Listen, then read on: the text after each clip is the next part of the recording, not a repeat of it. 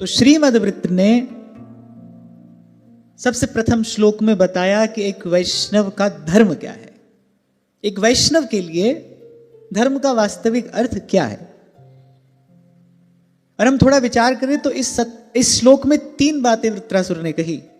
अहं हरे तव पादैक मूल दासानुदासो भवितास्मि भूयः मनः स्मरेता सुपतेर्गुणांस्ते गृणीत्वा कर्म करोतु कायः।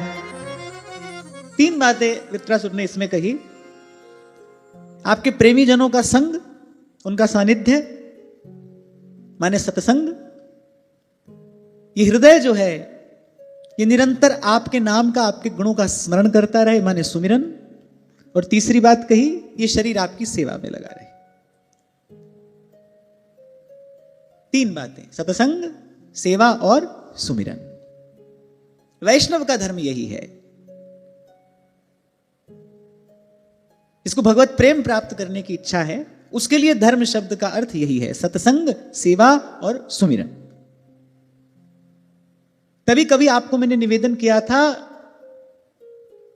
आचार्य की चरण शरण प्राप्त हो जाने के बाद, गुरुजनों के मुख से भगवान नाम श्रवण कर लेने के पश्चात, भगवान के नाम रूप लीला धाम के आश्रित हो जाने के पश्चात फिर कोई और विधि हमारे लिए कर्तव्य नहीं रह जाती। फिर भगवान नाम ही हमारे लिए सर्वस्व है। फिर भगवान की कथा ही हमारे लिए साधन भी है, हमारे लिए साध्य भी है। प्रभु का दर्शन हो गया, सब तीर्थों का दर्शन हो गया। श्री भगवान के चरणामृत का पान कर लिया, सब तीर्थों का स्नान हो गया।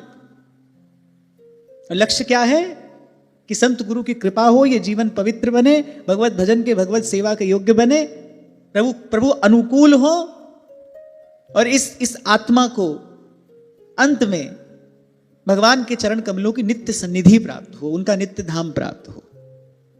सरल शब्दों में अगर मैं कह दूं तो आपको हमको एक संकल्प लेना है कि भाई नित्य प्रति इस सत्संग, सेवा और सुमिरन की त्रिवेणी में हमको स्नान करना है। नित्य प्रति एक स्नान तो हम नित्य प्रति करते ही हैं, पर अपने भाव देह को पुष्ट करने के लिए, अपने भाव देह को शुद्ध बनाए रखने के लिए, अपने भाव देह को भजन के योग्य बनाने के लिए सत्संग, सेवा और सुमिरन की त्रिवेणी में हमको नित्य स्नान करना है। माने 3 काम हमारे लिए नित्य कर्तव्य है। हमारा धर्म यही है।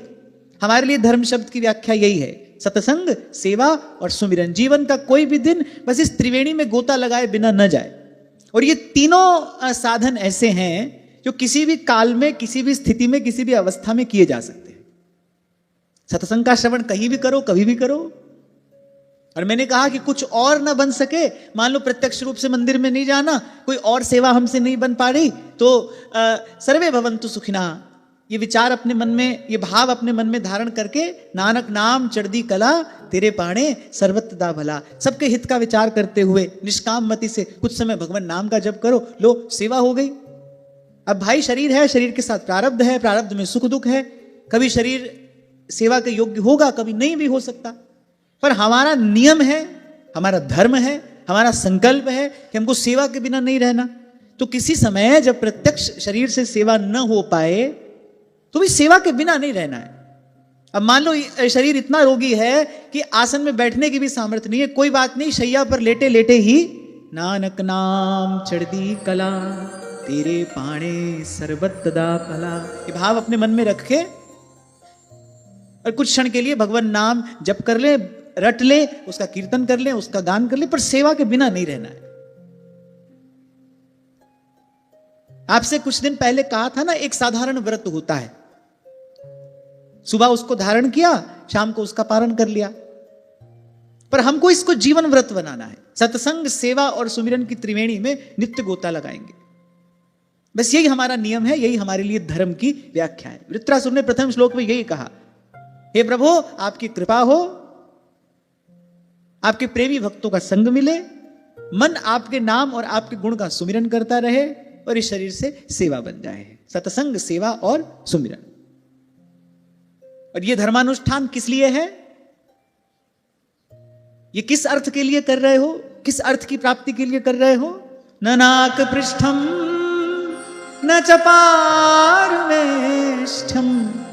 न सार्वभौमं न रसाधिपत्यम न योग सिद्धिर पुनर्भवं वा समंजसत्वा विरहय्य काक्षे। अच्छा, बड़ा सुंदर संबोधन यहां वृत्रासुर दे रहा है।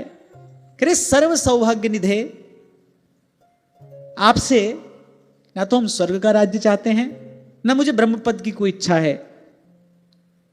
इस पृथ्वी का एक छत्र सम्राट भी मुझे नहीं बनना, और सब प्रकार के भोग विलासों से परिपूर्ण उस रसातल का आधिपत्य भी मैं नहीं चाहता। ना मुझे योग की किसी सिद्धि की आवश्यकता है, और ना ही मैं मोक्ष चाहता हूं। अब इसके अतिरिक्त रह कौन गया? प्रभु केवल आप रह गए। आपसे आपको चाहते हैं,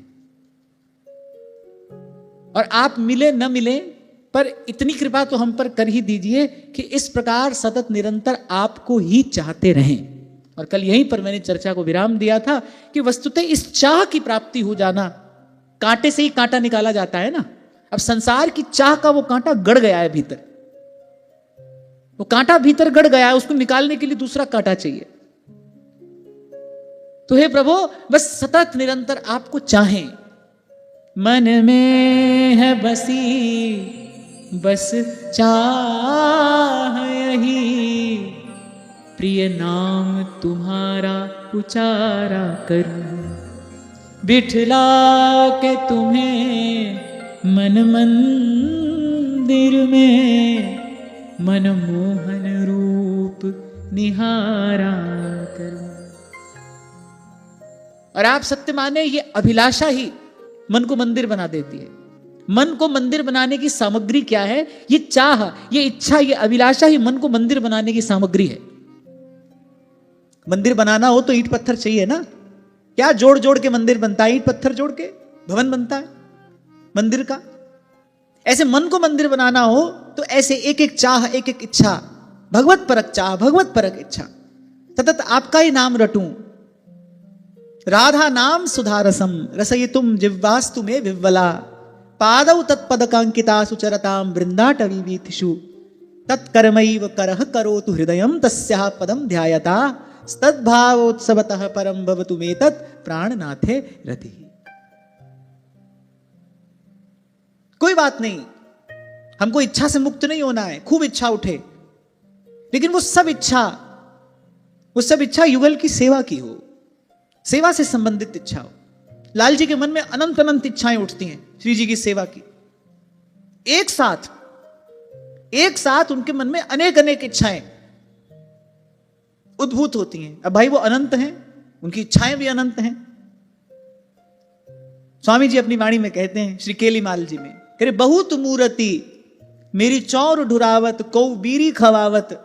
यहां एक प्रकार से गुप्त रूप से श्री स्वामी जी ने संकेत कर दिया है। हमारे यहां सहचरी को कहा जाता है इच्छा शक्ति।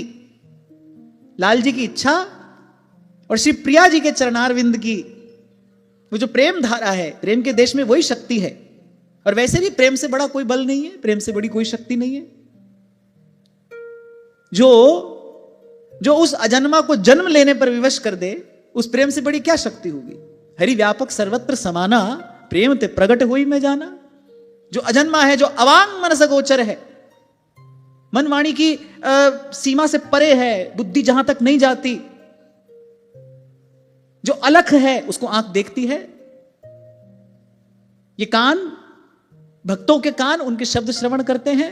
ये सब किसकी महिमा है? प्रेम की महिमा है। तो प्रेम से बड़ा कोई बल, कोई शक्ति है भी नहीं। तो सहचरी क्या है? इच्छा शक्ति है। लाल जी की इच्छा और प्रिया जी की शक्ति। लाल जी के मन में अनंत इच्छाएं उद्भूत होती हैं। तो सहचरी क्या है? लाल जी की इच्छा मूर्ति है। लाल जी की इच्छा से सहचरी के वपु का निर्माण होता है, और प्रिया जी उस पर कृपा दृष्टिपात करती हैं, क्योंकि लाल जी का मनोरथ पूर्ण करने वाली प्रिया जी हैं। प्रिया जी कृपा दृष्टिपात करती हैं, उस वपु में प्राणों का संचार हो जाता है। तो ऐसे हमको इच्छा समाप्त नहीं करनी। खूब इच्छा हो, फिर वो ठाकुर जी को सुख पहुंचाने के लिए हो। अनेक अनेक इच्छाएं हो, उनका स्वागत है। और यहां रसिकों के मन में अनेक अनेक अभिलाषाएं रही हैं, कब ऐसा हो, कब वैसा हो। कब आपके कपोलों पर पत्रावली रचना करूं, कब आपका केश बंधन करूं, कब आपके चरण संवाहन करूं, कब कब सुंदर सज्जा का निर्माण करूं। ऐसे अनेक अनेक अभिलाषाएं उनके मन में हैं। तो अपने को अपना मन मारना नहीं है, हमको तो मन को प्रभु के योग्य बनाना है।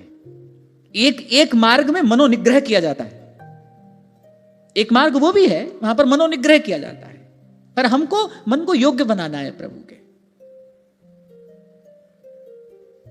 तो ऐसा नहीं कि हम कुछ नहीं चाहते प्रभु, हम भी चाहते हैं, पर न नाक पृष्ठम, न स्वर्ग चाहते हैं, ब्रह्म पद भी नहीं चाहते, इस पृथ्वी का सम्राट बनने की भी कोई इच्छा नहीं है, और पाताल का आधिपत्य भी मैं नहीं चाहता हूं, अणिमादि सिद्धियों की भी मुझे कोई लालसा नहीं है। अरे और तो और मैं इस संस्कृति से मुक्त भी नहीं होना चाहता, इस संस्कृति से मुक्त भी नहीं होना चाहता। जन्म जन्म रति राम पद, यह वरदान न आन। बार बार हमारा जन्म हो।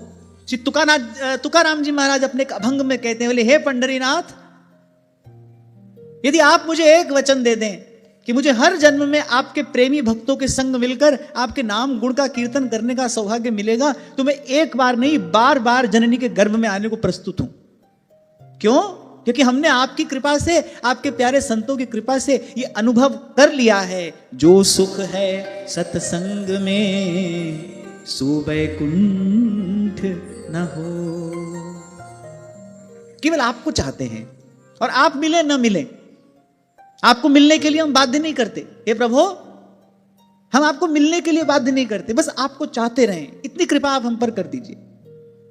ये इच्छा हमारे मन में सतत बनी रहे, अभिलाषा बनी रहे। श्री कृष्ण के प्राकट्य के पहले, ठीक पहले क्या घटना घटती है उस दिव्य रास मंडल पे? कृष्ण दर्शन लालसा, रुरुदुहु सुस्वरम राजन, कृष्ण दर्शन लालसा। श्री सुखदेव जी महाराज कह रहे, बोले परीक्षित, अच्छा यहां एक बड़ी सुंदर बात देखने को मिलती है। कह रहे रुरुदुहु सुस्वरम राजन, कह रहे गोपियों का रुदन भी कैसा है, जैसे कहीं संगीत बज रहा हो। गोपियों का जो रुदन है, कह रहे वो रुदन नहीं है, वस्तुतः वो तो प्रेम का संगीत बज रहा है, अमर प्रेम का वो अमर संगीत है। रुरुदुहु सुस्वरम, और केवल स्वर भी नहीं कहा, बोले सुस्वर, सुंदर स्वर, मधुर स्वर, मनोहर स्वर। गोपियों का रुदन रुदन जैसा नहीं, क्योंकि उस रुदन में पीड़ा नहीं है, उस रुदन में स्वार्थ का लेश नहीं है। उस रुदन का कारण क्या है? कृष्ण दर्शन लालसा। और बस जैसे ही ये श्लोक कहा, अगला श्लोक श्री सुखदेव जी महाराज कह रहे, तासाम आविर्भूत छौरी स्मयमान मुखाम्बुजः पीतांबरधरः सग्वी साक्षान् मनमथ मन्मथः। एक बार किसी ने, एक साधक ने यहीं पर प्रश्न किया था ना, कि आप कहते किसी भी प्रकार की कामना ना हो, तो क्या भजन की इच्छा भी इच्छा है? क्या सेवा की इच्छा भी इच्छा है? नहीं, पर यह साधारण नहीं है, यह विशेष है। अन्य अभिलाषिता शून्यम, प्रभु से अतिरिक्त कोई और कामना न रहे, कोई और इच्छा न रहे। भाई मान लो, इस बात को स्वीकार कर लो, आपकी इच्छा ही आपके दुख का कारण है।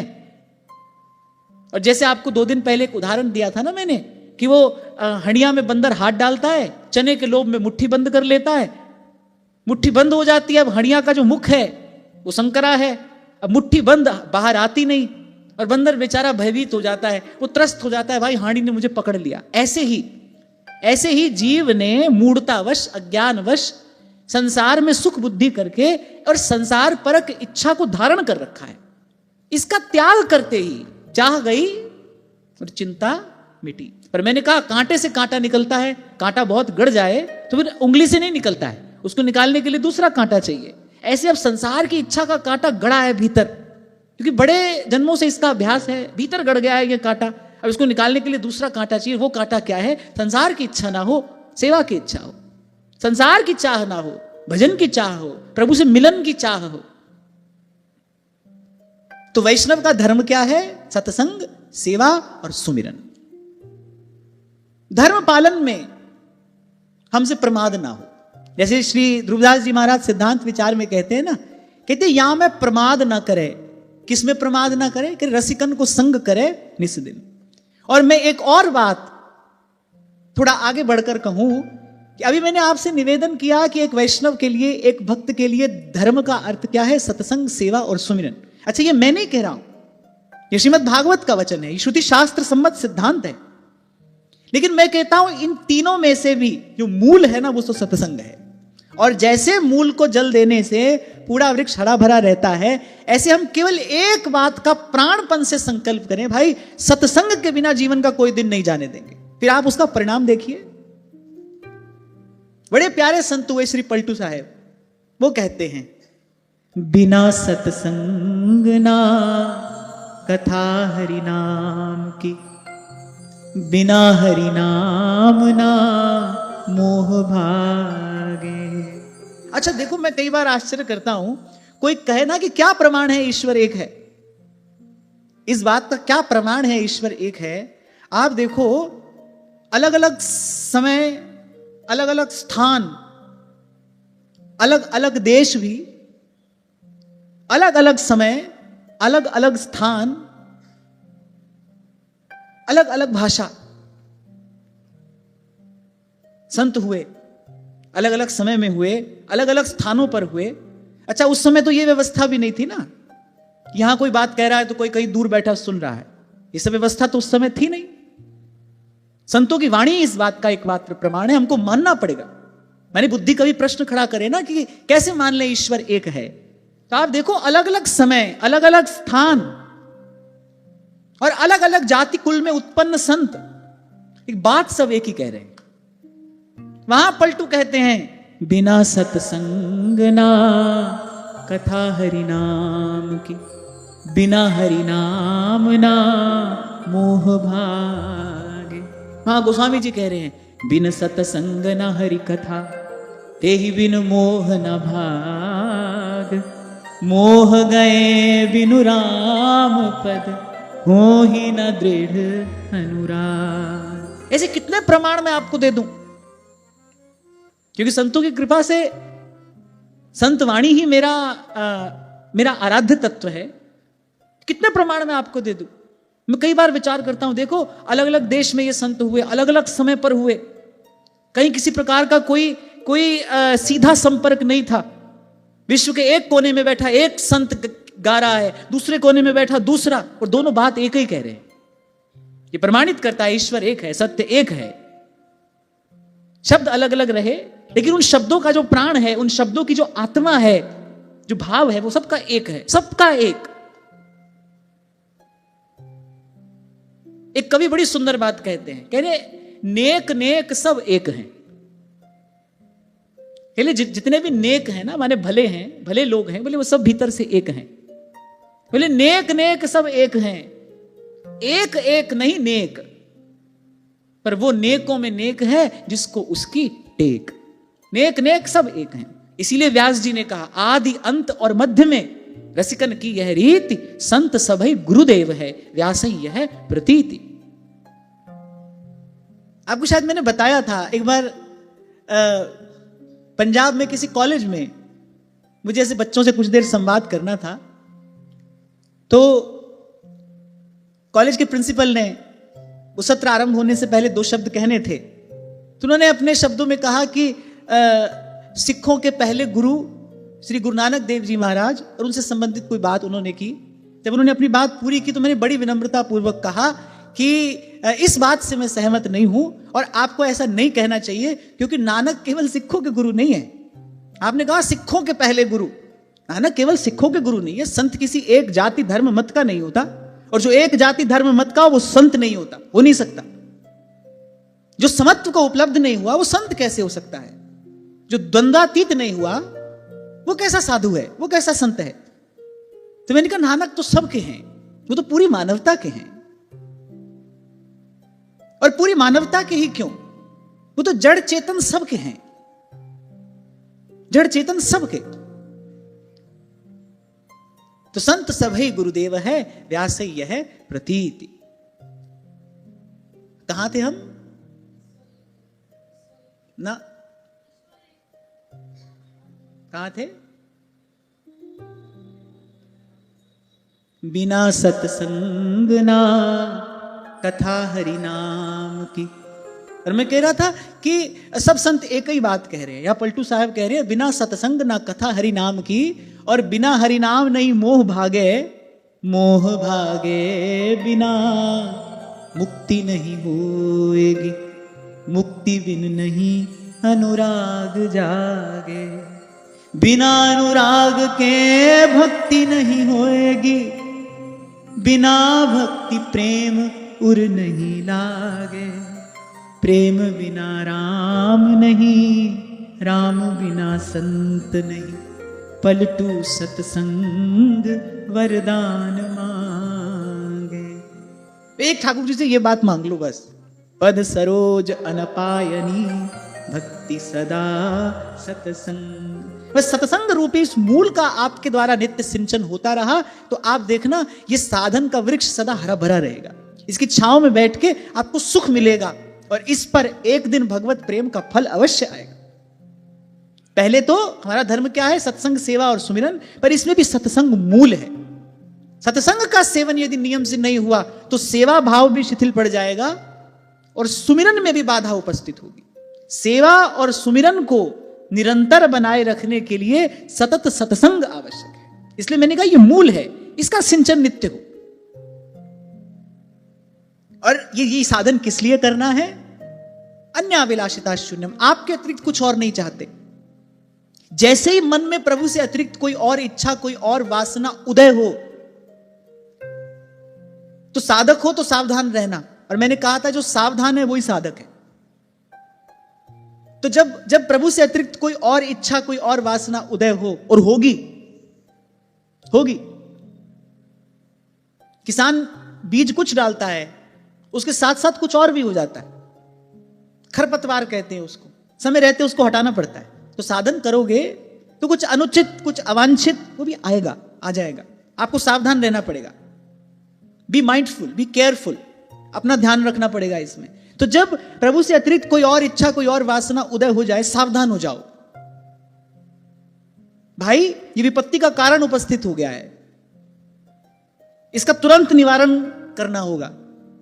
जैसे कोई व्यक्ति अपने स्वास्थ्य को लेकर बड़ा सजग सावधान रहता हो, तो शरीर में कुछ भी ऐसे ऊंची नीची कुछ घटना घट जाए, जरा सा शरीर अस्वस्थ हो जाए तो वो तुरंत उसकी संभाल करता है। जो स्वास्थ्य के प्रति सजग लोग होते हैं, मैंने देखा, बड़ी संभाल करते हैं। वो कुछ भी हो जाए तो वो तुरंत तत्पर हो जाते हैं रोग के निवारण में। तो ऐसे ही साधक सावधान रहे, संसार की किसी इच्छा वासना का उदय हो जाए, और मैंने कहा होगा, अवश्य होगा, हम इससे बच नहीं सकते, पर तत्काल उसके निवारण में लग जाए। और उसके निवारण की विधि क्या है? फिर सत्संग, सेवा और सुमिरन। औषधि तो यही है। जितने भी क्लेश हैं सबकी निवृत्ति भगवान के भजन से ही होती है भाई। मैं हूं, आप हूं, जो हो गए, जो होंगे, ये सार्वभौमिक सिद्धांत है, इसमें कोई किंतु परंतु नहीं है। सब क्लेशों की निवृत्ति भगवान के भजन से होती है। निज अनुभव अब कहूं खगेसा, बिनु हरि भजन न जाहि कलेसा। तो हमारा धर्म है सत्संग, सेवा और सुमिरन। और जब मैंने कहा ना सेवा, तो मंदिर में केवल श्री ठाकुर जी के विग्रह की सेवा नहीं, सबकी सेवा। सेवक कौन है? मैं सेवक सचराचर रूप स्वामी भगवान, सबकी सेवा, जितनी अपने हाथ से बन जाए, जो हमारी सामर्थ्य में है। मैं एक बात और आपसे कहूं, जैसे जब कोई बहुत परिश्रम करता है तो तेज भूख लगती है, तेज भूख लगती है तो भोजन अच्छा पचता है, भोजन अच्छा पचेगा तो उसके पोषक तत्व जो हैं वो शरीर को अधिक मिलेंगे, शरीर स्वस्थ रहेगा। माने शरीर को स्वस्थ बनाए रखने के लिए क्या आवश्यक है? परिश्रम आवश्यक है। ऐसे ही आपके पास आज जो सामर्थ्य है आप उसको सेवा में लगाओ, आप परिश्रम करो, पुरुषार्थ करो, जो सामर्थ्य प्रभु ने आपको दी है आप उसको सेवा में लगाओ। आप देखोगे धीरे धीरे आपके मन का स्वास्थ्य भी बढ़ेगा और आपके अंतर की सामर्थ्य भी बढ़ेगी। क्योंकि कभी कभी क्या होता है ना, हम सेवा को भी अपनी संकीर्ण विचारधारा से, सेवा जैसी उदात्त भावना को हम बांध देते हैं, वो भावना दूषित हो जाती है। सबकी सेवा देते समय कभी विचार नहीं करना, जब अवसर मिले, जहां अवसर मिले, जैसा अवसर मिले, सेवा कर दीजिए। तो सत्संग, सेवा और सुमिरन ये हमारा धर्म है और इस धर्म के अनुष्ठान का लक्ष्य क्या है, किस अर्थ के लिए हम ये धर्म साधन कर रहे हैं कि बाकी सब इच्छाएं विदा हो जाएं, बाकी सब प्रकार की इच्छाएं वासनाएं मेरे मन से विदा हो जाए और मन में है बसी बस चाह यही, प्रिय नाम तुम्हारा उचारा करूं। और एक बात कहकर आगे बढ़ता हूं, जिसने भी सुख पाया है उसने यहीं पहुंच कर पाया है। इसी भाव में पहुंचकर आपकी चेतना जब इस भाव में पहुंचेगी ना, तभी सुखी होगी, तभी वो सुख पाएगी। प्रभु को चाहें। और मैंने तो कल यह भी निवेदन किया था, प्रभु को चाहना ही प्रभु को पाना है। जैसे कामी को सर्वत्र वो कहीं भी देखे, अब उसकी दृष्टि वैसी है, वो जहां भी देखेगा उसको अपनी वृत्ति के अनुसार ही दर्शन होता है। लोभी कोई भी काम करे और सोचता है भाई कैसे न कैसे धन का लाभ मुझे हो जाए, उसकी सारी चेष्टा धन के लिए है, सर्वत्र उसको धन ही धन दिखाई पड़ता है। ऐसे ही जब चाह केवल प्रभु की होती है ना, जब आप केवल प्रभु को चाहते हैं, स्वतः अनुभव होता है, सहज अनुभव होता है, लाली मेरे लाल की जित देखूं तित लाल। और कबीर तो थोड़ा आगे बढ़ जाते हैं कि लाली देखन मैं गई, कि मैं भी हो गई लाल। लाली मेरे लाल की जित देखूं तित लाल, और लाली देखन में गई मैं भी हो गई लाल। कीट भृंग न्याय से ऐसा हो ही जाता है, कीट भृंग न्याय से ऐसा हो ही जाता है। कीट भृंग न्याय समझते हैं ना, ये भृंग होता है वो कीट को पकड़ लेता है, कीट इतना भयभीत हो जाता है कि वो भृंग के अतिरिक्त कोई और चिंतन ही नहीं कर पाता, कीट भृंग में परिवर्तित हो जाता है। अब देखो साधारण लोक में भी ऐसी घटना घट जाती है। तो सतत प्रभु के नाम रूप लीला का चिंतन करते करते जीव भी तद्रूप हो जाए, इसमें कोई आश्चर्य नहीं है, इसमें कोई बड़ी बात नहीं है। आप जिसके जैसा सोचते हैं, आप जिसके बारे में सोचते हैं, आप जिसका सतत चिंतन करते हैं, आप वैसे वैसे होने लगते हैं। आपको पता चले ना चले, पर आप वैसे वैसे होने लगते हैं। तो केवल आपको चाहे प्रभु, और मैंने कहा कि उनको चाहना ही उनको पाना है, क्योंकि जब केवल प्रभु की चाह रह जाती है, तब जहां देखो उन्हीं का ही दर्शन होता है, उन्हीं का ही अनुभव होता है। और यही तो भगवत प्राप्ति है, यही परम पद है। यहां पर पहुंचकर फिर इस द्वंद में लौटना नहीं होता। तो ये हुआ धर्म और ये हुआ अर्थ। अब एक वैष्णव के लिए काम नामक पुरुषार्थ का अर्थ क्या है, तीसरे श्लोक में वृत्रासुर बताता है।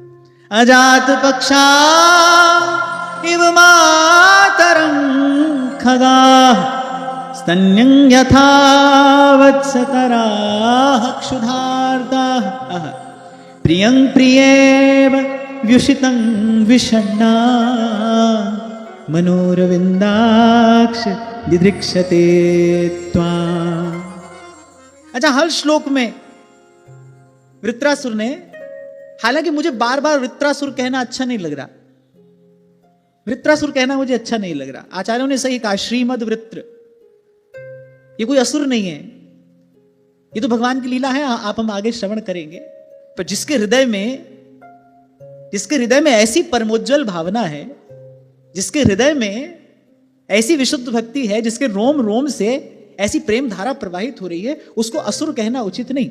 इसलिए आचार्यों ने कहा श्रीमद वृत्र, श्रीमद, बोलिए असुर नहीं है। क्योंकि कहा था ना मैंने आपसे कि साधु भी कोई स्वभाव से होता है, देश भेष से कोई साधु नहीं होता है। और देश भेष को साधु की पहचान बनाओगे तो बड़ी भूल हो जाएगी, निश्चित रूप से भूल हो जाएगी। साधु अपने स्वभाव से साधु होता है, ऐसे ही असुर भी अपनी वृत्ति से असुर होता है।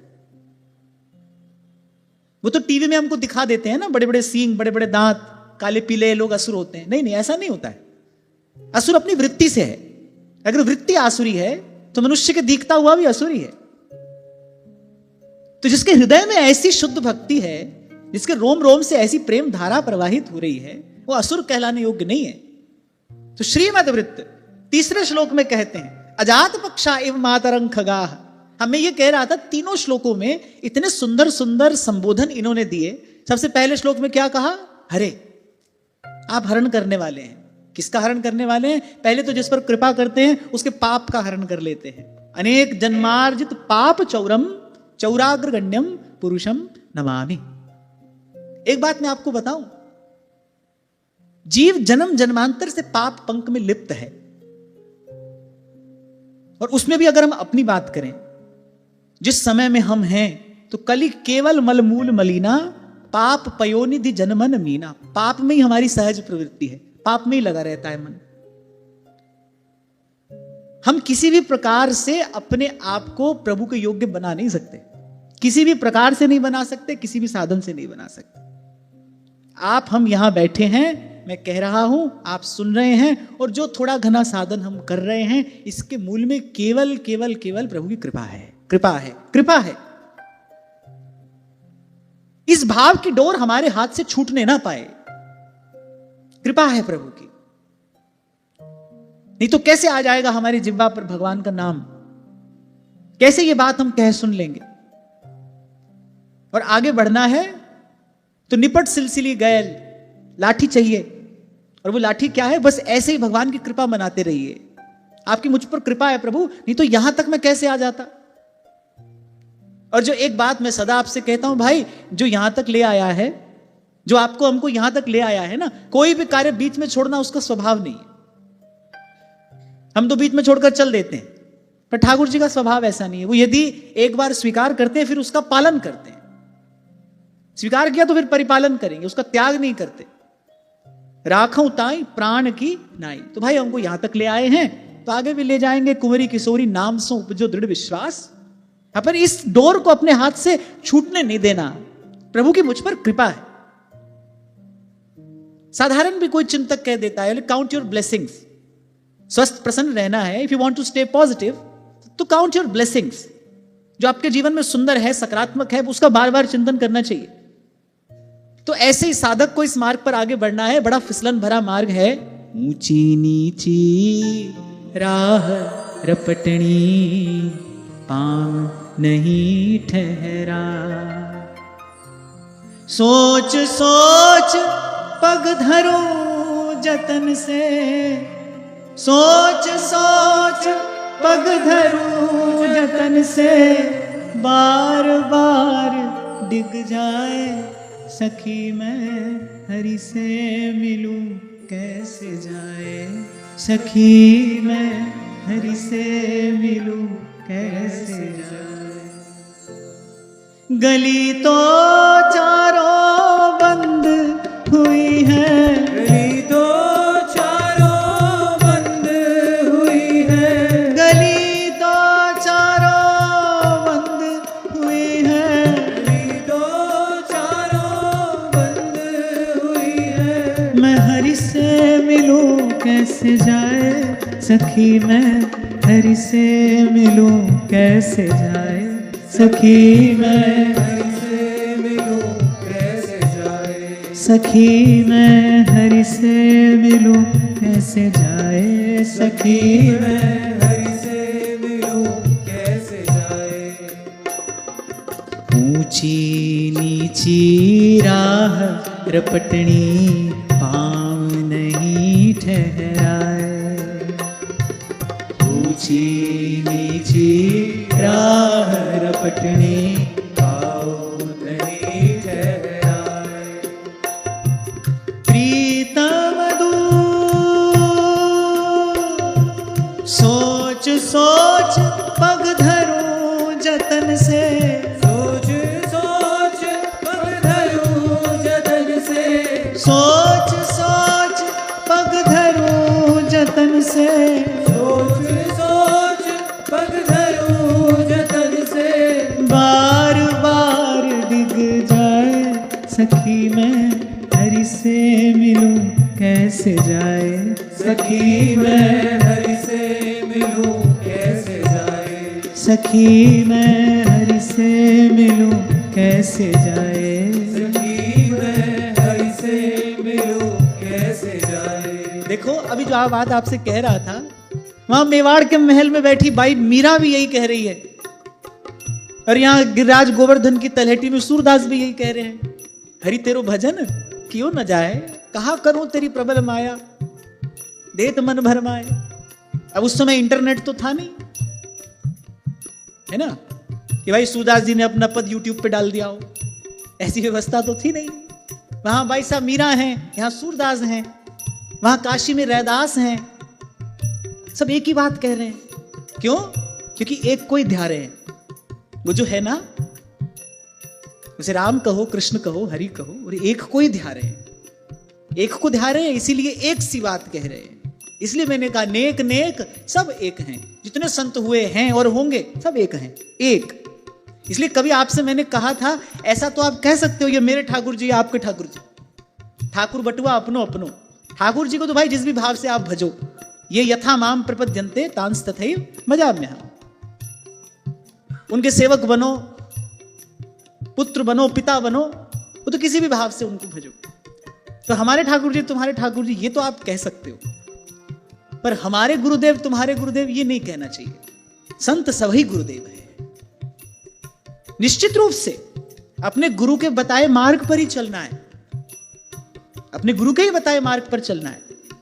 वो भी किस लिए? क्योंकि हम असमर्थ हैं, एक समय एक ही मार्ग पर हम चल सकते हैं, पर लेकिन कभी भूल से भी किसी अन्य साधु या संत के प्रति हमारे मन में किंचित भी न्यूनता का भाव नहीं आना चाहिए।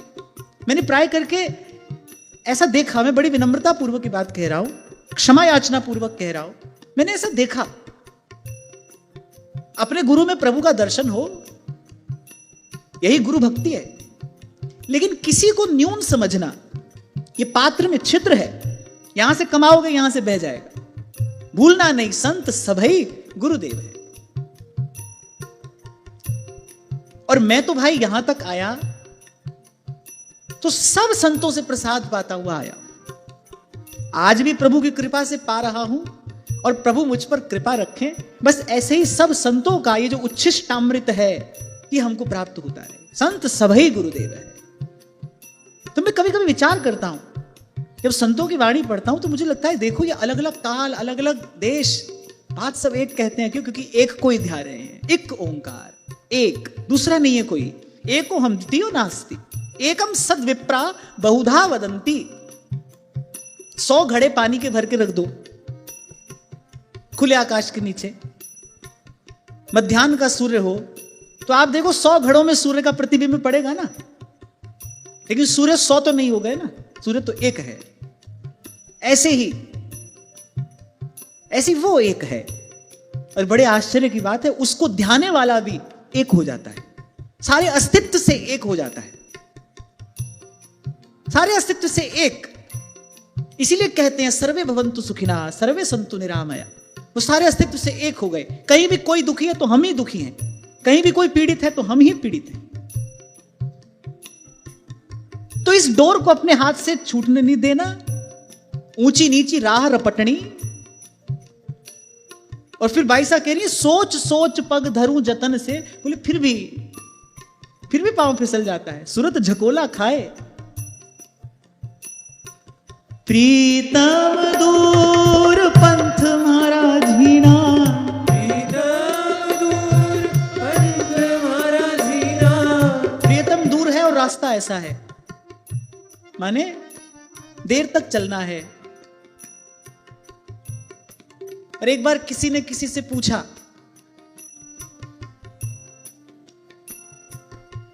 कि what is more important, the way और द डेस्टिनेशन, क्या ज्यादा महत्वपूर्ण है, रास्ता या लक्ष्य? तो देने वाले ने बड़ा सुंदर जवाब दिया। उसने कहा द कंपनी, आपका संग कैसा है। संग अच्छा है तो मुझे कठिन से कठिन रास्ता भी आसान हो जाएगा, बीतते देर नहीं लगेगी। और संग खराब है तो भाई 5 मिनट भी किसी के साथ बैठना कभी कभी कठिन हो जाता है। संग महत्वपूर्ण है। कहने का मेरा तात्पर्य है प्रीतम दूर है और बाईसा कह रही है पंथ मारा झीना। तो ऐसे संतों के संग बने रहना, गुरु चरणों से लगे रहना, सत्संग में बने रहना। प्रीतम दूर पंथ मारा झीना, प्रीतम दूर पंथ मारा झीना, प्रीतम दूर पंथ मारा झीना, प्रीतम दूर पंथ मारा झीना। सूरत झकोला खाए सखी मैं हरि से मिलूं कैसे जाए, सखी मैं हरि से मिलूं कैसे जाए। सखी मैं हरि से मिलूं कैसे जाए, सखी मैं हरि से मिलूं कैसे जाए, सखी मैं हरि से मिलूं कैसे जाए, सखी मैं हरि से मिलूं कैसे जाए। तो एक वैष्णव के लिए काम नामक इस तृतीय पुरुषार्थ का अर्थ क्या है? यहां श्रीमद् वृत्त कह रहे हैं, बोले जैसे पंछियों के पंखहीन बच्चे अपनी मां की बाट जोते हैं। भाई सांझ होगी तो मां कुछ दाना लेकर आएगी। क्यों? क्योंकि स्वयं तो वो कुछ करने में समर्थ नहीं है। कह रहे जैसे भूखा बछड़ा अपनी मां का दूध पीने के लिए आतुर रहता है, और जैसे वियोगिनी पत्नी अपने प्रवासी प्रियतम पति से मिलने के लिए उत्कंठित रहती है, वैसे ही हे कमल नयन मैं आपके दर्शन के लिए छटपटा रहा हूं। ये कैसा दिव्य काम है। छटपटाहट तो है, मुझे छटपटाहट तो है, मैं भी उत्कंठित हूं, मैं भी आतुर हूं। फिर मैं किसके लिए आतुर हूं? हे कमल नयन, कब आप सन्मुख हो, आप अपनी कृपा भरी दृष्टि से एक बार मुझे देख लें। मैं इस बात के लिए लालायित हूं, इस बात के लिए उत्कंठित हूं, इस बात के लिए आतुर हूं। जन्म जन्म का कलुष धुलता कैसे है? प्रभु के लिए रोने से जन्म जन्म का कलुष धुलता है। संसार के लिए तो सब रोते हैं। जीव संसार में रोता ही आता है, रोता ही रहता है और रोता ही जाता है। रोता हुआ ही आता है। आप भी सब रोए थे, हम सब रोए थे, फिर यहां भी रोता रहता है, रोता ही रहता है। रोना कभी समाप्त नहीं होता। कारण बदलते हैं, वस्तुएं बदलती हैं, व्यक्ति बदलते हैं, स्थान समय स्थिति बदलती है, पर व्यक्ति का रोना ये रोना नहीं बदलता। कभी किस बात का अभाव है, कभी किस बात का अभाव है। आज कोई दुख का कारण बना, कल कोई दुख का कारण बना। कोई कोई कोई तन दुखी, कोई मन दुखी, किसी के पास धन का अभाव है, सब रोते हैं। दो पाटन के बीच में तेरे सावत बचा न कोई। तो जीव रोता आता है, रोता ही रहता है, रोते रोते चला जाता है, अभावग्रस्त चला जाता है, बिना तृप्त हुए चला जाता है। कहने का मेरा तात्पर्य है बिना तृप्त हुए चला गया, क्योंकि तृप्ति तो यन लब्धवा, उसको प्राप्त करके ही होती है। तो मैं भी रोऊं प्रभु, मैं भी छटपटाऊं, जैसे कामी स्त्री के लिए छटपटाता है, लोभी धन के लिए छटपटाता है। कामी ही नारी प्यारी जिमी, लोभी ही प्रिय जिमीदान। अरे ऐसे ही मैं भी छटपटाऊं, मैं भी उत्कंठित हूं, मैं भी आतुर हूं। पर प्रभु हे नाथ, आपके प्यारे संतों की कुछ ऐसी कृपा हो, मेरा ये रोना, मेरा ये छटपटाना, मेरी ये व्याकुलता आपके लिए हो। मैं कह के रहा था कि प्रभु के लिए रोए बिना कोई शुद्ध नहीं होता। जो अंतःकरण का जो कलुष है ना, जो मैल है, वो ऐसे ही प्राणनाथ के वियोग में रोते रोते धुलता है। अरे इतनी सी बात तो संसार का व्यक्ति भी समझ गया। वो भी कहता है रोने से और इश्क में बेबाक हो गए, रोने से और इश्क में बेबाक हो गए, और बोले धोए गए हम इतना कि बस पाक हो गए। रोते रोते पाक हो गए, पवित्र हो गए। और कबीर जी तो यहां तक कहते हैं, कबीरा हंसना छोड़ दे, कर रोने से प्रीत, बिन रोए क्यों पाइए, प्रेम प्यारा मीत। स्पष्ट कहा है श्री कबीर जी ने अपनी वाणी में, कह रहे हंस हंस कंत ना पाया। तभी आपसे कहता हूं, आप सोचो एक हाथ से संसार की टांग भी पकड़े रहे और दूसरे हाथ से भगवान का चरण। आजकल लोग इसी को बैलेंस बनाना कहते हैं। पहले हम बहुत बैलेंस बनाकर चलते हैं, सत्संग भी करते हैं, पार्टी में भी जाते हैं, हम सत्संग भी सुनते हैं, तीर्थ में भी जाते हैं, हम पार्टी भी करते हैं। हमने बैलेंस बनाया है। ये कहां लिखा है, किस किताब में लिखा है? आपकी किताब में लिखा है। किताब लिखने वाले भी आप हो, पढ़ने वाले भी आप हो, प्रश्न पत्र बनाने वाले भी आप हो, उसमें उत्तर लिखने वाले भी आप हो, अपने आप को अंक देने वाले भी आप हो। तस्मात् शास्त्रम प्रमाणम ते कार्य व्यवस्थितौ। यही तो दुख की बात है। शास्त्र और संत गुरुजनों के वचनों से हमारी श्रद्धा उठ गई, इसलिए ऐसा मतिभ्रम जीवन में उपस्थित हुआ है, भूला भटका सा ये जीवन। तो कह रहे हंस हंस कंत ना पाया, और जिन पाया तिन रोए, हंसी खेले पीऊ मिले, कौन दुहागन हो। हाँ, पर एक बात है, इस रोने में जो सुख है, इस रोने में जो आनंद है, वो गोपियों से जाकर पूछो। उद्धव अश्रु पोंछने ही आए थे, बहुत रोली तुम, किसके लिए रो रही हो? वो जो घटघटवासी है, वो जो अंतर्यामी है, वो जो सदा सर्वदा समान रूप से व्याप्त है, उसके लिए रोने का क्या प्रयोजन? गोपियों ने कहा, ये सब सुनाकर हमारा रोना बंद मत करा, हमारे ये अश्रु बड़े मूल्यवान हैं। और जैसे कोई अपनी उपलब्धि गाकर सुनाता है, ऐसे गोपी कहती है, निस दिन बरसत नैन हमारे, सदा रहत पावस ऋतु हम पर, सदा रहत पावस ऋतु हम पर, जब से श्याम सिधारे, निस दिन बरसत नैन हमारे। तो पहली बात, पहला उदाहरण श्रीमद् वृत्र क्या दे रहे हैं? बोले जैसे पंछी अपनी मां की बाट जोते हैं, ऐसे बस मुझे आपकी कृपा, आपके अनुग्रह की आशा रहे, मैं आपकी प्रतीक्षा करूं। बने तो रघुवर पे बने, और बिगड़े तो भरपूर, और जो रघुवर को ना रुचे वह बनवे में धूर। मैंने पहली बात, आशा एक राम जी से, दूजी आशा छोड़ दे। इसीलिए कबीर जी ने कहा, भक्ति करे कोई सूरमा, ये बड़े साहस का काम है, दूसरे की आशा छोड़ देना।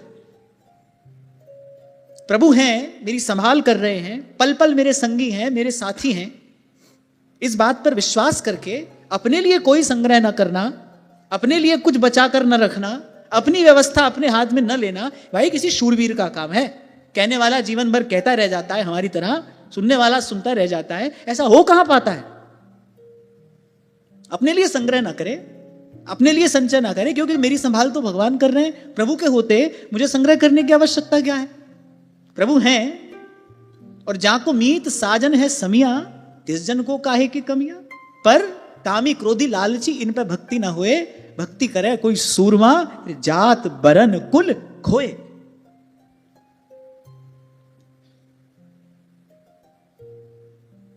कठोपनिषद का मंत्र है।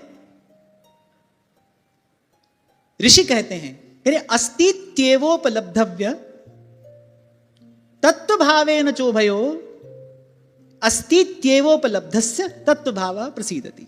बोले सबसे पहला कार्य जो करने का है वो तो ये कि इस बात में सुदृढ़ विश्वास करें कि प्रभु हैं। हम अपने भीतर जाकर देखें ना, तो बहुत से लोग तो अभी यहां भी नहीं पहुंचे। इस बात पर सुदृढ़ विश्वास हो जाए कि प्रभु हैं, उसके अस्तित्व में विश्वास हो जाना। भाई पहली बात तो यही ना कि वो है, अब वो है तो उसका कुछ स्वरूप स्वभाव भी होगा। अब स्वरूप स्वभाव सब शास्त्र पुराणों में कहा गया है, पर पहले इस बात का भरोसा तो हो कि वो है। हमारी करनी हमारी रहनी देखकर तो नहीं लगता प्रभु है। अगर है फिर किस बात का भय है, किस बात की चिंता है? आपसे ही तो पूछा था मैंने, भगवान पर विश्वास है? आप बोले है। भय भी लगता है, चिंता भी होती है? हाँ बोले ये भी होता है। अब दोनों बातें एक साथ कैसे हो सकती हैं? सूर्य उदय हो जाए और अंधेरा भी रहे, दोनों बातें एक साथ कैसे होंगी? भगवान पर विश्वास भी है आप कहते हो, और भय भी है, चिंता भी है, कल क्या होगा, किंतु परंतु भी है जीवन में। ऐसा ना होकर वैसा हो जाता तो ज्यादा अच्छा होता, हमारे लिए ये स्थिति अधिक अनुकूल होती। ये कैसा विश्वास है भाई? तो पहली बात तो ये विश्वास हो जाए है, और है तो भाई उसका कुछ स्वरूप स्वभाव भी होगा। वो संत गुरुजन अनुभवी महापुरुष कह रहे हैं, उनके शब्द प्रमाण हैं, और वो सब प्रमाण मानो, फिर भाई किस बात का भय है, किस बात की चिंता है? वो तो बिना मांगे देने वाले हैं। विभीषण तो ये सोच रहे थे कि पता नहीं मुझे स्वीकार भी करेंगे कि नहीं करेंगे।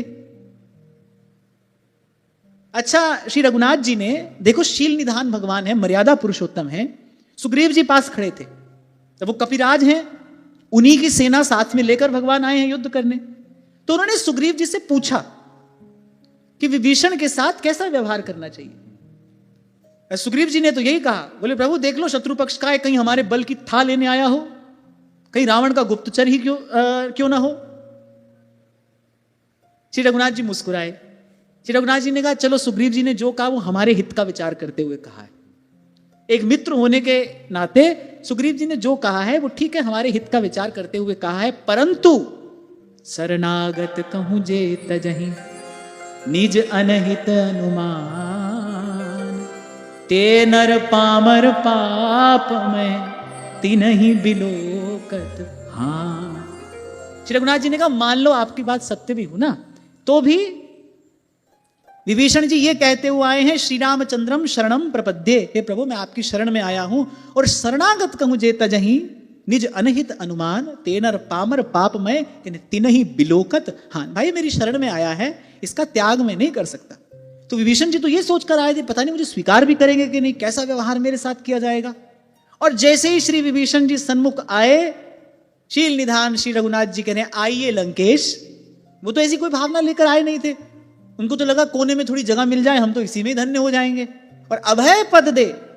और केवल लंका का राज मात्र नहीं दिया, कहा लंका अचल राज तुम करहु, अभय पद दे विभीषण को किया लंकेश पल भर में। जिनका भजन कर रहे हो उनका स्वभाव तो ऐसा है, फिर किस लिए भयभीत हो रहे हो, किस लिए चिंता कर रहे हो। और थोड़ी सी बुद्धि लगाओ, जहां नहीं लगानी चाहिए वहां तो खूब व्यक्ति लगाता, थोड़ी यहां लगाओ। आपके भय और चिंता करने से क्या कभी परिस्थिति बदली है? आप बताओ। आपके भयभीत होने से या आपके चिंताग्रस्त होने से क्या कभी परिस्थिति बदली है? इसलिए संत कहते हैं फिक्र करे सो बावरा, फिर जिक्र करे सो साध। जिक्र माने उसकी चर्चा करो। फिक्र करे सो बावरा, जिक्र करे सो साध। सुमिरन से सुख होता है, सुमिरन से दुख जाए। उठ फरीदा, जिक्र कर। फिक्र करेगा आप, जिसके चिंता करने से कुछ बदले वो चिंता करे। अर्जुन सोए हैं, भीष्म पितामह ने प्रतिज्ञा ली कल एक को मारूंगा, और वो एक अर्जुन के अतिरिक्त कोई नहीं होगा, सब जानते हैं। अर्जुन आकर सो गए, थके थे, युद्ध किया था दिन भर। द्वारिकाधीश ने जाकर जगाया, बोले तुमको तनिक भी चिंता नहीं है? बोले प्रभु मेरी चिंता ना करने के दो कारण हैं। एक तो मेरे चिंता करने से कुछ बदलता नहीं, मेरे चिंता करने से तनिक भी कुछ परिवर्तन नहीं होता। क्यों?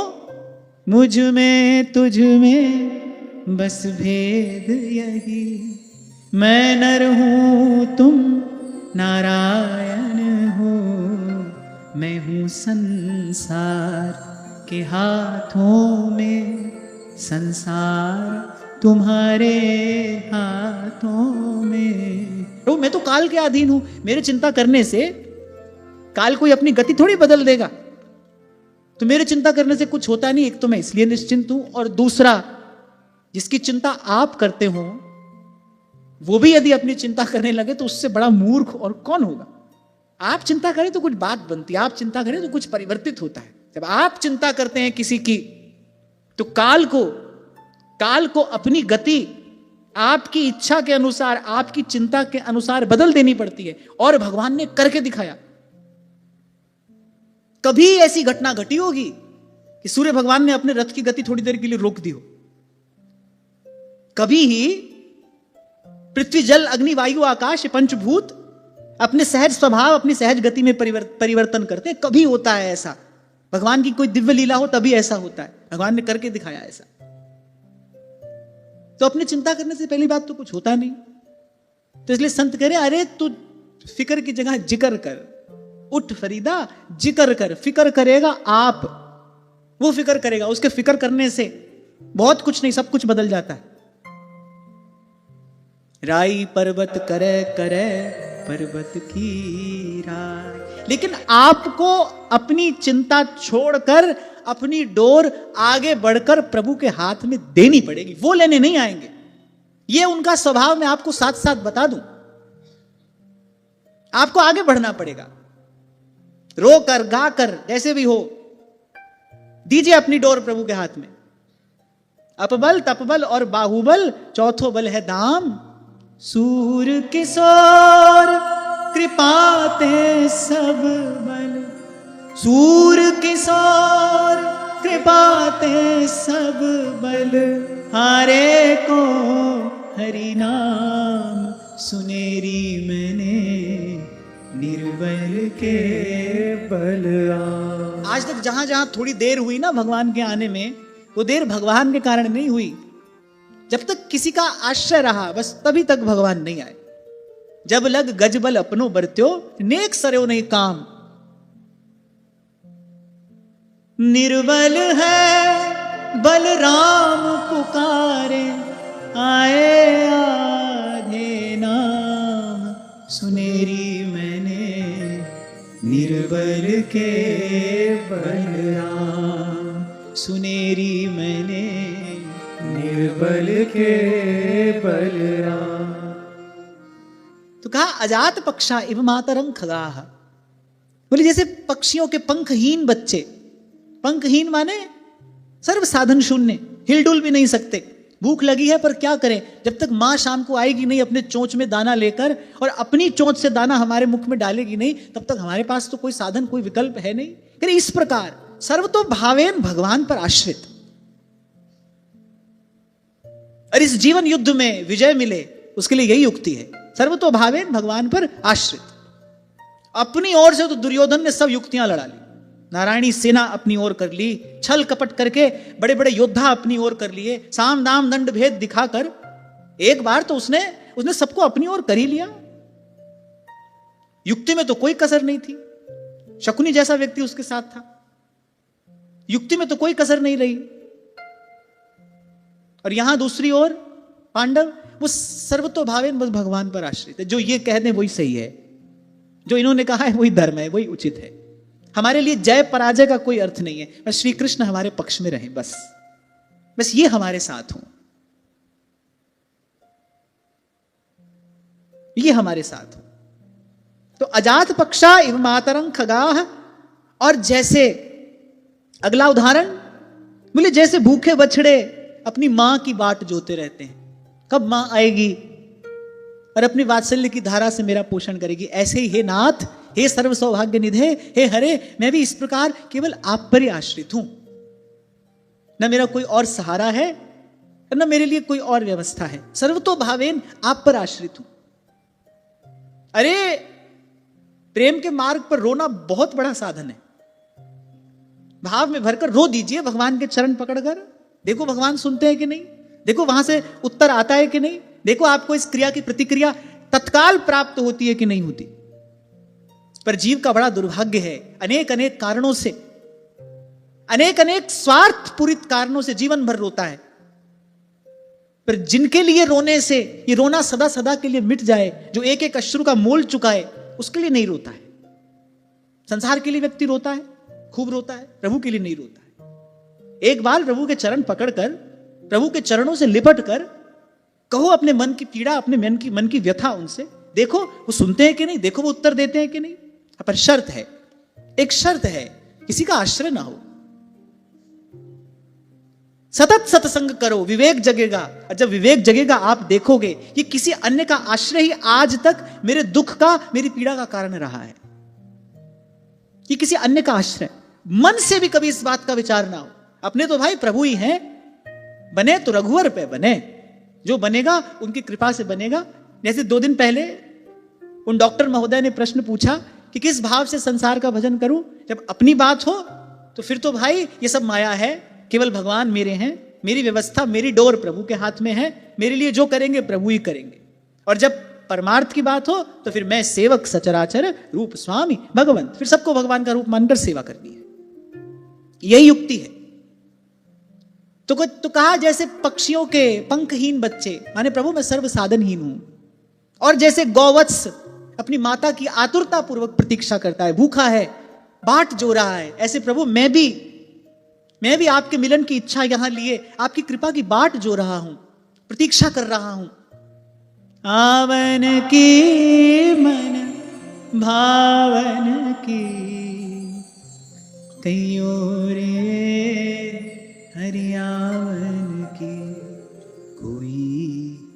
कहीं और हरियावन की मन भावन की, कहीं और हरियावन की। गिरिराज जी वाले पूज्य श्री पंडित जी महाराज जी बात सदा कहा करते थे, बोले साधन करें किंतु अपने मन में दृढ़ विश्वास रखें कि मोको भगवान मिलेंगे, या ही जन्म में मिलेंगे। भवानी शंकरो वंदे श्रद्धा विश्वास रूपिणो। क्यों मिलेंगे? क्या मुझ में ऐसी कोई विशेषता है? ना ना। क्यों मिलेंगे? क्योंकि वो अपने आश्रित का तिरस्कार नहीं करते, इसलिए उनका ये स्वभाव है। मुझे ये विश्वास है प्रभु मुझे मिलेंगे, इसी जन्म में मिलेंगे। क्या इसके मूल में मेरी कोई योग्यता है, मेरी कोई सामर्थ्य है? ना। वो अपने आश्रित का तिरस्कार नहीं करते। कहीं कोई उनकी प्रतीक्षा कर रहा हो तो 2 पद में त्रिलोकी नाप लेने वाले प्रभु, कहीं कोई उनकी प्रतीक्षा कर रहा हो, उसको लांघ कर आगे नहीं जा सकते। आप देखिए श्री रघुनाथ जी महल से निकले, किस लिए? बोले जहां जहां मेरे भक्त, मेरे प्रेमी, मेरे संत मेरी प्रतीक्षा कर रहे हैं ना, वहां वहां उनके पास जाना है मुझे। महल में रहते तो यह कार्य संभव नहीं था। भगवान ने लीला की, वन गमन किया, किस लिए? क्योंकि अवतार किस लिए हुआ है? विप्रधेनु सुर संत हित लीन मनुज अवतार, निज इच्छा निर्मित तनु माया गुण गोपाल। कितने भक्त, कितने ऋषि मुनि महात्मा संत तपस्वी जो जन्म जन्म से तप कर रहे हैं, साधन कर रहे हैं, किस लिए? हमारे दर्शन के लिए, हमारे संग के लिए, हमारे सानिध्य के लिए, हमारी सेवा के लिए। भगवान ने विचार किया भाई महल में रहते ये कार्य कैसे होगा? बन बन घूमे राम, किस लिए? सुर संत हित, कि भाई भक्त मेरी प्रतीक्षा कर रहे हैं, मुझे जाना है इनके पास। ये प्रतीक्षा कर रहे हैं। प्रतीक्षा अगर कोई करे तो फिर बिना मिले भगवान रह नहीं सकते। अगर कोई प्रतीक्षा कर रहा है तो हां, कब मिलेंगे ये कोई नहीं कह सकता है। क्यों? निज इच्छा निर्मित तनु माया गुण गोपाल। कौन से महीने में मिलेंगे, कौन सी तिथि को मिलेंगे, सुबह मिलेंगे, शाम को मिलेंगे, ये सब कोई नहीं कह सकता है। मिलेंगे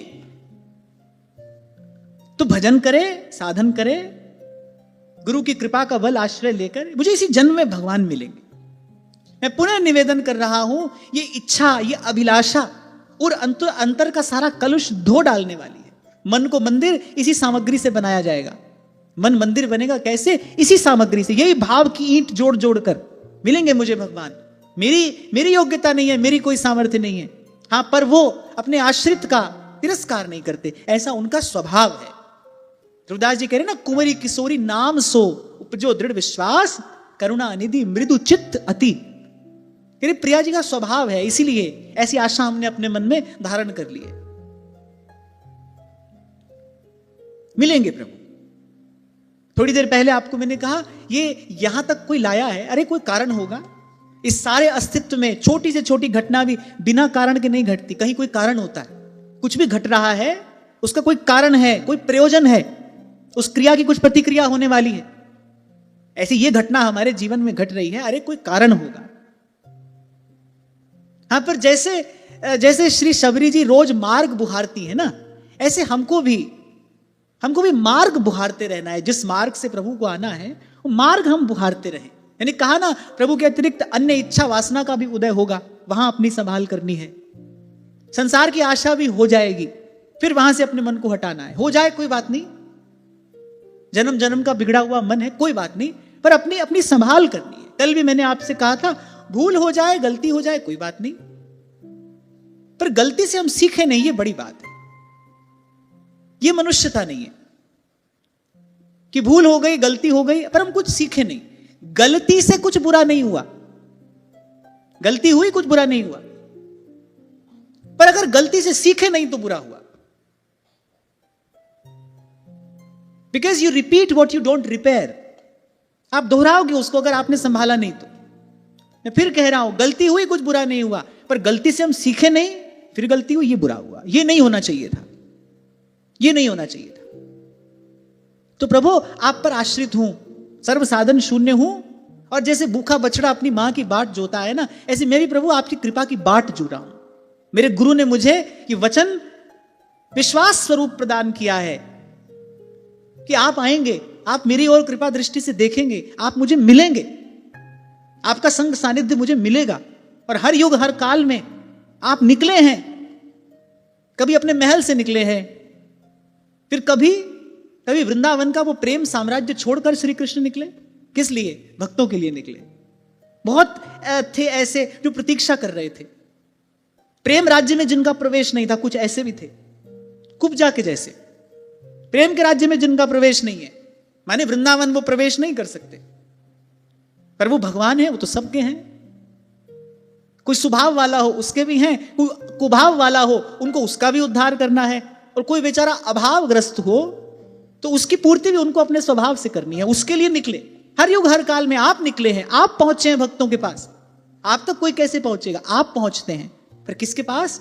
जो सब साधन सब आश्रय छोड़कर आपकी प्रतीक्षा कर रहा है, आपकी बाट जो रहा है। ऐसे प्रभु अजात पक्षा इव मातरं खगा स्तन्यं यथा वत्सतराः क्षुधार्ता प्रियं प्रियेव व्युषितं विषण्णा मनोरविंदाक्ष दिदृक्षते त्वाम्। और तीसरा उदाहरण श्रीमद् वृत्र देते हैं कि जैसे वियोगिनी पत्नी अपने प्रवासी प्रियतम पति से मिलने के लिए उत्कंठित रहती है, वैसे ही कमल नयन मैं भी आपके दर्शन के लिए छटपटा रहा हूं। मैंने वो बालकों की संभाल भी करती है, घर का सब कार्य भी करती है, लेकिन मन का तार जुड़ा है कहीं और। सतत चिंतन हो रहा है परदेश गए पति का, कब उनका दर्शन होगा। ऐसे ही मैं भी प्रभु संसार में हूं, प्रारब्ध भोग रहा हूं, मैं भी संसार में पड़ा हूं, प्रारब्ध भोग रहा हूं, अपने हिस्से आए सब काम भी कर रहा हूं। यहां एक बात मुझे कहनी है, यहां गूढ़ार्थ निहित है। तीसरा उदाहरण ये दिया, पहला अजात पक्षा इव मातरं खगा, पहला क्यों मिले आप मुझसे प्रभु? क्यों? क्योंकि मैं सर्व साधन शून्य हूं, मैं निर्बल हूं, और निर्बल के बल आप हैं, निर्धन के धन आप हैं। दूसरा, मेरा कोई और आश्रय नहीं है, मैं केवल आप पर आश्रित हूं, सर्व साधन शून्य हूं, केवल आप पर आश्रित हूं। और तीसरा, प्रारब्धवशात जो मेरे हिस्से आया है अपने कर्तव्य कर्म का पालन कर रहा हूं, पर आप जानते हैं अंतर्यामी, अंत में चाहता मैं केवल आपको ही हूं। मैं सब कार्य कर रहा हूं, अपने सब संबंधों का सब दायित्वों का निर्वाह कर रहा हूं, पर मैं चाहता केवल आपको हूं। तो पति परदेश गया है तो पत्नी भाई बालकों का पोषण भी करती है, घर की संभाल भी करती है, लेकिन उसके मन का एक तार सतत निरंतर जुड़ा है। उसकी आंख लगी है दरवाजे पर, उसकी आंख जो है वो द्वार पर है। एक एक श्वास उसकी प्रतीक्षा रूपी यज्ञ की आहुति बन रही है। एक एक श्वास जो है वो आहुति है प्रतीक्षा रूपी यज्ञ की। यहां इस तीसरे श्लोक में एक प्रकार से यह कहा गया है, प्रेम के मार्ग पर कोई चल रहा है तो उसके लिए प्रतीक्षा ही यज्ञ है। प्रियतम की प्रतीक्षा यही यज्ञ है। अनेक अनेक प्रकार के यज्ञ है ना, शास्त्र का विधान है, बोले बिना यज्ञ किए किसी को नहीं रहना चाहिए। अनेक अनेक प्रकार के यज्ञ हैं। ऐसी प्रेमी के लिए अपने प्राण धन प्रेमास्पद की प्रतीक्षा यही यज्ञ है। अपनी एक एक श्वास की आहुति बनाकर मन में है बसी बस चाह यही, प्रिय नाम तुम्हारा उचारा करूं। एक एक श्वास की आहुति बनाकर और ये प्रतीक्षा रूपी यज्ञ संपन्न करे। और जैसे हर यज्ञ के विश्राम में, पहले तो देवता स्वयं प्रकट होते थे, पर अब भी कोई भाव से करे तो प्रत्येक क्रिया का परिणाम तो आता है, कुछ फल तो मिलता है। इस प्रतीक्षा रूपी यज्ञ का जो फल है, जो प्रसाद है, वो प्रियतम से मिलन है। अच्छा, एक और बात, प्रेम के मार्ग पर प्रतीक्षा के अतिरिक्त और कोई साधन भी नहीं है। क्या करोगे? क्या करोगे? क्योंकि बाकी सब साधन तो पहले ही छोड़ दिए। दूराद पास्य स्वजनान सुखमर्थ कोटिंग सर्वेषु साधन वरेषु चिरम निराशः। आचार्य चरण कह रहे हैं आज्ञा है इस मार्ग पर यदि चलना है तो ये सब पहले ही छोड़ देना। साधन तो कोई है नहीं, केवल प्रभु आपकी प्रतीक्षा कर रहे हैं, आस लगी है, आपकी बाट जो रहे हैं। संत गुरु के वचनों में हमको श्रद्धा है, विश्वास है, वही हमारा बल बना हुआ है। अनुकूल प्रतिकूल अनेक परिस्थितियां आती हैं, मैं भी जीव हूं प्रभु, प्रारब्धवशात संसार में पड़ा हूं, सुख दुख भोग रहा हूं। जो सुख दुख लगी रहे देह सो, मिट जाई अरुलोक बड़ा। संगत साधु वृंदावन कानन, तुब गुण गानन मांझ बिहाई। छवि कंज चरण तिहारे बसो, देहु यह ध्रुव को ध्रुवता। और यहां संबोधन दिया भगवान को, हे कमल नयन, मैंने यहां इच्छा क्या है, मेरा काम क्या है, मुझे कौन सी कामना है, कौन सी कामना मेरे हृदय को मथ रही है। अच्छा, काम का यही कार्य है, वो हृदय को मथ देता है, मथ डालता है। वो संसार के विषय में अगर आसक्ति हो जाए तो चैन नहीं पड़ता ना, एक व्याकुलता है, एक बेचैनी घबराहट बनी रहती है। ये काम का स्वभाव है। तो प्रभु मैं भी छटपटा रहा हूं, मैं भी व्यथित हूं, आतुर हूं, उत्कंठित हूं। हां, पर जैसे मेरा काम दिव्य है, ऐसे ही काम से होने वाले जो परिणाम है वो भी यहां दिव्य हैं।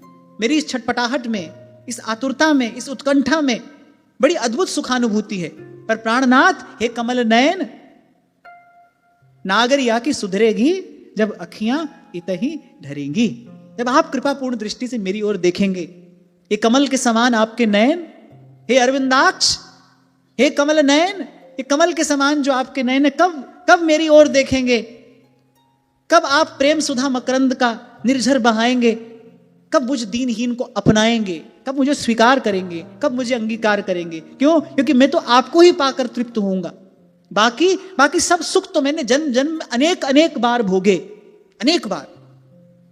जो भी आज भोग रहे हो, अरे इससे पहले पता नहीं कितनी बार भोगा है। अगर इसको भोगने से ही तृप्ति हो जाती तो अब तक हो जाती। जितने भी भोग आप आज हम भोग रहे हैं, ये भोग हमने एक बार नहीं, अनेकों बार भोगे हैं। इनसे तृप्ति होती तो हो जाती। यही बात मैं अभी कह रहा था, गलती हो जाना बुरी बात नहीं भाई, पर गलती से न सीखना ये बुरी बात है, ये नहीं करना चाहिए। अब हमको सत्संग मिला है, हमको विचार करना चाहिए कि इस दौड़ से अगर कहीं तृप्ति होती, कहीं इस दौड़ का विश्राम होता, इस प्रपंच का कहीं अंत होता तो अब तक हो गया होता, पर है नहीं। बुद्धिमानी यही है, ये इसको यथावत छोड़कर इसको सुधारने संवारने का भी प्रयास नहीं करना। व्यक्ति यही भूल करता है, वो कहता है सारी व्यवस्था कर दूं परिवार की, फिर जाकर भजन करूंगा।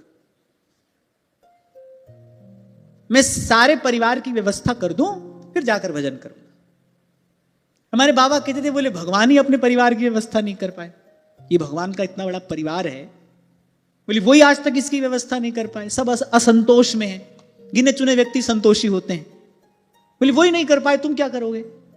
इसको जहां का तहां, जैसा का तैसा छोड़कर अपने कर्तव्य का पालन करना है, उसमें कमी नहीं आनी चाहिए। पर हमारे करने से कुछ सुधर जाए, कुछ बन जाए, कुछ संवर जाए, ये सब व्यर्थ का चिंतन नहीं करना। प्रभु की इच्छा से जो है वो भी सुंदर है, प्रभु की इच्छा से जो हुआ वो भी अच्छा ही हुआ, और जो होगा वो भी मंगलमय ही होगा। इस बात में विश्वास रखते हुए अपने हिस्से का काम करना है। तो हे प्रभु, कब आप मेरी ओर देखेंगे? हे कमल नयन, कब मेरी ओर दृष्टिपात करेंगे और अपने कमलवत उन नयनों से प्रेम का अमृत मकरंद बहाकर कब मुझे तृप्त करेंगे, कब मुझे कृतार्थ करेंगे? क्यों? क्योंकि मैं जानता हूं प्रभु, तृप्ति तो आपकी कृपा दृष्टि पा लेने पर ही होती है।